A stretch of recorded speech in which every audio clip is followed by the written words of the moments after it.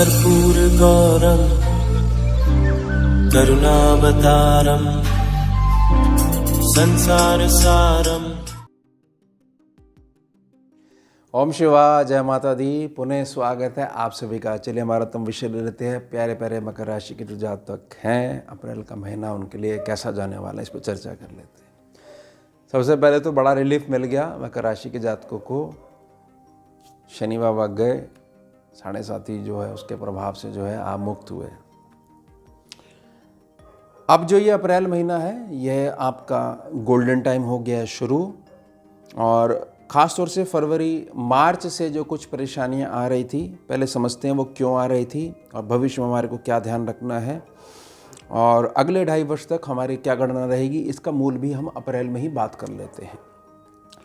सबसे पहले जो चर्चा मैं करूंगा वह करूंगा आपके मूल प्रकृति के सेक्शन पे, जहां पर 12 नंबर है, यानी कि आपकी मीन राशि पड़ती है। मीन राशि चर्चा में इसलिए है कि बहुत सारे ग्रह आके यहाँ बैठे हुए हैं।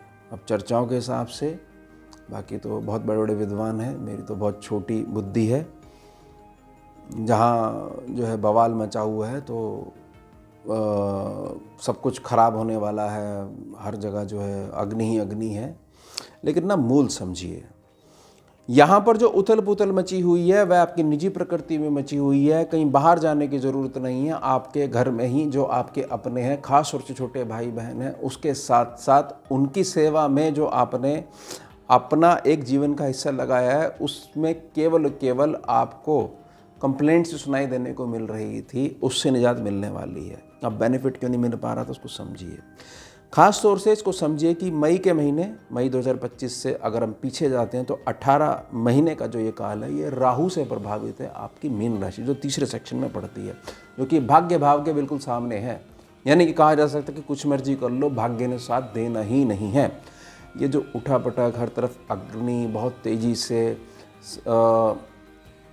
गलत व्यक्ति के संपर्क में हम आ गए, किसी ने हमारे गलत पैसे लेके बैठ गया, गलत जगह लगवा दिए, और किसी न किसी रूप में व्यथित जो है हमारी को प्रकृति बनी हुई है, क्योंकि राहु यहाँ बैठे हैं। शनि नहीं, शनि बाबा तो अभी भी आए हैं। राहु की ये प्रकृति है। बहुत ज़्यादा उछल कूद करना, सोने की धातु रोक दो तो भी पीतल ही बोलना, और असत्य भाषण करना। शनि बाबा जो यहाँ पर आए हैं, शनि बाबा अब न्याय करेंगे, स्थिरता लेकर आएंगे, सोने उठने के नियम बनेंगे। आपके यहाँ पर हर चीज़ की जिम्मेदारी आप लोगे, वाणी में प्रखरता आएगी। उसकी शुरुआत होगी अप्रैल महीने से। समझ जाइएगा इस बात को। और अभी तक बेनिफिट क्यों नहीं मिल पा रहा था, राहु इतनी बदमाशी क्यों कर रहा था। सबसे पहले तो मीन राशि को समझिए कि सूर्य बाबा आगे मूव करेंगे, सूर्य बाबा मीन राशि को छोड़ेंगे। छोड़ना बहुत ज़्यादा बेनिफिट में रहेगा। क्यों? एक तो ये उच्च के हो जाएंगे, आगे जाके सुख स्थान में पहुंच जाएंगे। दूसरी बात, मीन है जल, सूर्य है अग्नि, जल और अग्नि मिला दो तो उठेगा धुआं, और धुआं है राहु। तो राहु पहले से बैठे हुए हैं, तो राहु को मिलेगा बल, यानी कृत्रिम राहु आ जाएंगे। तो राहु को एक छोटा सा अपना भाई मिल जाएगा। अब बुध को समझिए। बुध बाबा क्या करते हैं, राहु कंट्रोल कर लेते हैं। क्यों नहीं कर पा रहे थे? क्योंकि एक तो नीच प्रभाव हो गए मीन राशि के प्रभाव से। चलिए कोई बात नहीं, पावरी तो आधी हुई है, नष्ट तो नहीं हुए, लेकिन अस्त होके बैठे हुए थे, वक्री चल रहे थे। 7 और 8 अप्रैल में इन प्रभावों से मुक्त हो जाएंगे। शुक्र क्यों नहीं बेनिफिट दे पा रहे थे? शुक्र इसलिए बेनिफिट नहीं दे पा रहे थे, बेशक वो उच्च के होके बैठे हुए हैं, लेकिन वक्री चल रहे थे। तो वक्री जो चाल है, इससे भी मुक्ति मिल जाएगी। समझने का प्रयास करो अब अप्रैल महीना क्यों इतना महत्वपूर्ण है। और सारे के सारे ग्रह देख रहे हैं आपके भाग्य भाव को। अब भाग्य भर भर के काम करेगा। केतु को भी हम समझेंगे। अब सूर्य का आपने ध्यान रखना है। सूर्य आपके सुख स्थान में पहुंच जाएगा। सुख स्थान पे मूल रूप पे जो है चंद्रमा की एनर्जी होती ही होती है। काल पुरुष से अगर आप गिनते हो, चौथा सेक्शन है यहाँ पर 1 नंबर राशि आपके सुख स्थान पे मंगल का घर है, तो अग्नि होगी। सूर्य अग्नि के, वह भी उच्च के हो गए।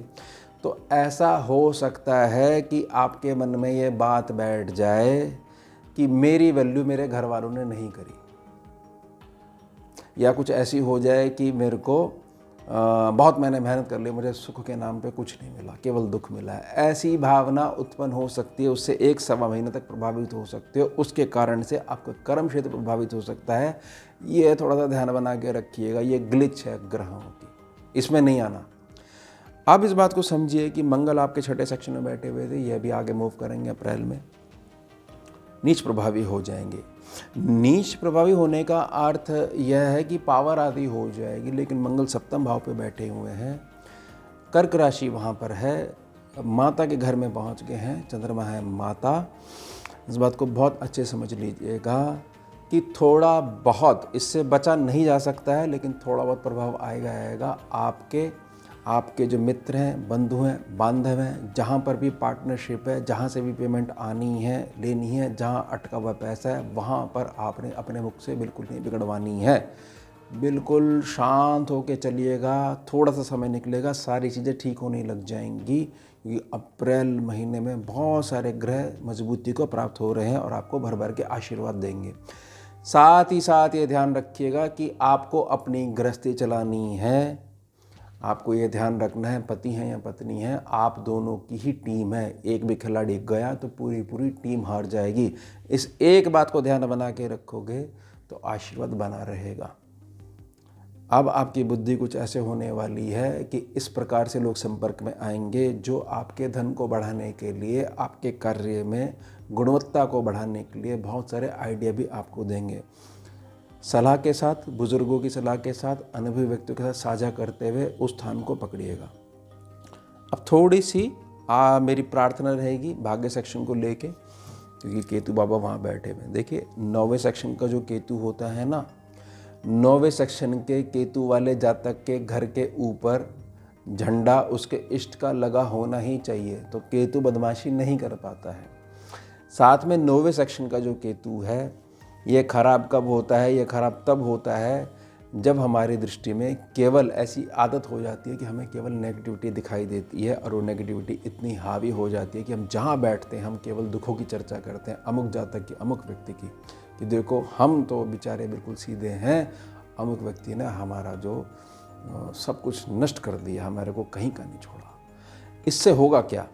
ठीक है, ऐसा होता है, दुखी होता है आदमी, निकल जाता है, लेकिन इससे कहीं ना कहीं केतु की ऊर्जा खराब हो रही है, लीक हो रही है। अगर आपको अपना कष्ट कहना ही है तो मानसिक रूप से अपने गुरुदेव से कहिए, गुरु माँ से कहिए, या अपने इष्ट से कहिए, परमात्मा से कहिए, अपने पितरों पूर्वजों के आगे रखिए अपनी बात को। ऐसा मत करिएगा जिससे कि लोग ये कहें कि इनके पास तो एक ही कार्य है, इनके पास है कार्य चर्चाओं में शामिल रहने का, हमें भी बिजी कर देते हैं, हमें लगता है कब उठ के जाए। ये चीज़ को बड़े ध्यान से रखिएगा। केतु एकमात्र ग्रह ऐसा है जो पूरी कुंडली की नींव होता है। सभी ग्रह जो हैं केतु के खराब होने से अच्छा फल नहीं दे पाते हैं। केतु के पास ही सारे रिकॉर्ड होते हैं पिछले, तभी वो वहाँ पर बैठता है आपकी लगन कुंडली में। कारण होता है वहीं पे इशू है, जहाँ इशू है वहीं पे केतु है, और जहाँ केतु है वहीं पे इशू है। तो ये मेरी छोटी सी प्रार्थना है, आपको यह थोड़ा सा संभल के चलना है। बाकी यह महीना गोल्डन टाइम आपका शुरू हो गया है। अब छोटी सी प्रार्थना रहेगी कि अगले 2.5 वर्ष तक आपको चलाने वाले जो ग्रह हैं वह हैं शनि, जो आपको हर हाल में आगे बढ़ाएंगे, आपकी संतान को भी बहुत आशीर्वाद देंगे। बस शनिदेव की जो मूल प्रकृति की सीधा चलो, मेहनत करो और आगे बढ़ो, टेढ़े मेढ़े रास्ते मत पकड़ो, इस पे ही बन के रहिएगा। ये निजी प्रार्थना रहेगी। तो ये हो गया हमारा उत्तम विषय। मिलते हैं आपसे अगले भाग में नए विषय के साथ। जुड़िए और जोड़िए। ओम शिवा जय भुजगेन्द्रहारं कर्पूरगौरं करुणावतारं